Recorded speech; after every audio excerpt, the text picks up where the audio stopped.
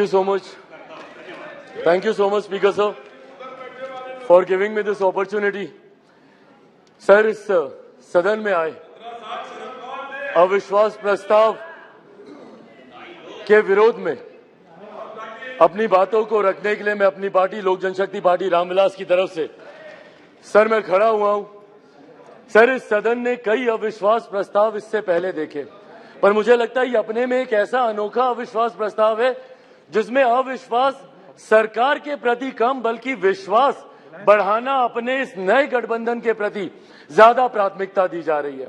इन लोगों को इस बात को दर्शाना है कि किस तरीके से ये गठबंधन इनके साथ है, जिस गठबंधन को बनाने का ये लोग एक लंबे समय से ये लोग प्रयास कर रहे हैं। सर, ये अविश्वास प्रस्ताव पे चर्चा हो रही है। सर, यकीनन सरकार की उपलब्धियों को बताना भी जरूरी है, पर उससे पहले जिस उद्देश्य के साथ इस प्रस्ताव को यहाँ पर लाया गया है मणिपुर को लेकर, उस पर सर मैं जरूर अपनी बातों को यहाँ पर रखना चाहूंगा। सर, पिछले 3 दिन से बहस चल रही है और इन 3 दिनों में सर सिर्फ दोषारोपण ही किया गया है। सिर्फ यहाँ पर बातों को दोष लगा लगा कर बताया गया है, किसी ने भी यहाँ पर समाधान देने का प्रयास नहीं किया। सर, आरोप प्रत्यारोप की राजनीति में मणिपुर के लोग वहां बैठे सुनने का प्रयास कर रहे हैं कि हमारी बेहतरी के लिए आपने क्या किया। सर, कल गृह मंत्री जी ने इतनी खूबसूरती से तमाम पक्षों को रखा और इतनी विनम्रता से उन्होंने सारी बातों को रखा, पर उसके बावजूद सिर्फ दोषारोपण करना। सर, 90 के दशक में भी मणिपुर में इसी तरीके की परिस्थितियां थी। उस वक्त किसकी सरकार थी सर? क्या उस वक्त की सरकार ने मौजूदा सरकार को कोई इनपुट दिया? क्या उस वक्त के सरकार में बैठे लोगों ने कितनी बार इस सदन में चर्चा की? कितनी बार किन लोगों ने उस चर्चा का जवाब दिया? कल तमाम ये बातें आदरणीय गृह मंत्री जी ने रखी। सर, ये लोग गए थे मणिपुर, बहुत अच्छी बात है, जाना चाहिए ये, पर सर ये कलेक्टिव रिस्पॉन्सिबिलिटी होनी चाहिए, सेलेक्टिव रिस्पॉन्सिबिलिटी नहीं। सर, जो लोग मणिपुर गए थे यही लोग सर बिहार भी गए थे। बिहार में क्यों नहीं ये लोग गए दरभंगा? क्यों नहीं गए ये लोग अरवल? क्यों नहीं गए ये लोग मुजफ्फरपुर? अभी बछवाड़ा में सर एक छोटी सी बच्ची के साथ दुष्कर्म करके 10 साल की बच्ची, उसको तेजाब छिड़क कर उसको जलाकर मार दिया गया। उसके शरीर को अपने ही घर में 10 फीट गड्ढे में उसको दफना दिया गया। दलित महिला के साथ सर मुजफ्फरपुर में दुष्कर्म करके उसके शरीर को 2 टुकड़ों में काटकर अर्धनग्न व्यवस्था में सर खेत में फेंक दिया गया।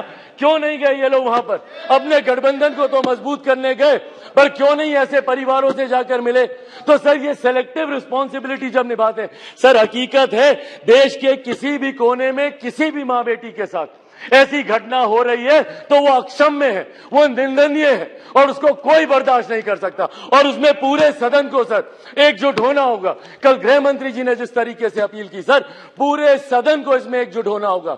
इसमें आप आइसोलेट करके नहीं देख सकते कि जहां आपकी सरकार है वहां की घटनाओं को आप छुपाएंगे और जहां दूसरों की सरकार है वहां की घटनाओं को आप उठाएंगे। आपको चर्चा करनी होगी बंगाल पर, चर्चा करनी होगी आपको बिहार पर, चर्चा करनी होगी आपको राजस्थान पर, चर्चा करनी होगी आपको कर्नाटका पर।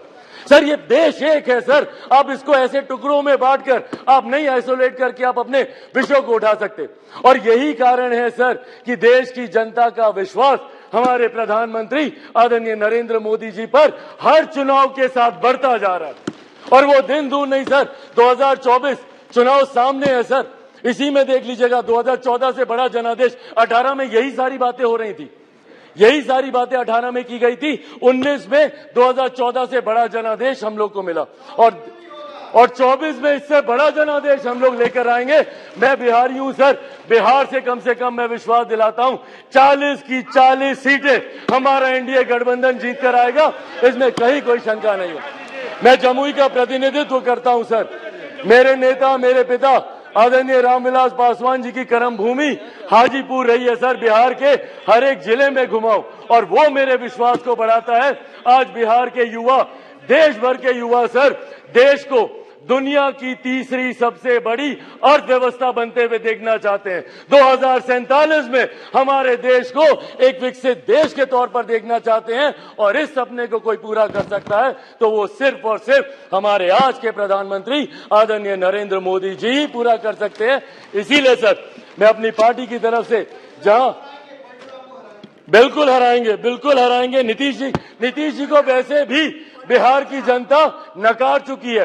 2020 के परिणाम दिखाते हैं। तीसरे नंबर की पार्टी बन गए, आधे से ज्यादा प्रत्याशी उनके चुनाव हार गए।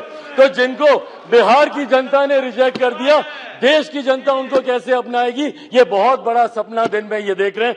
इसी के साथ साथ मैं इस सदन में आए इस अविश्वास प्रस्ताव के विरोध में अपनी बातों को रखते हुए लोक जनशक्ति पार्टी रामविलास पूर्ण समर्थन हमारी एनडीए की सरकार, हमारे मौजूदा प्रधानमंत्री आदरणीय नरेंद्र मोदी जी को देती है।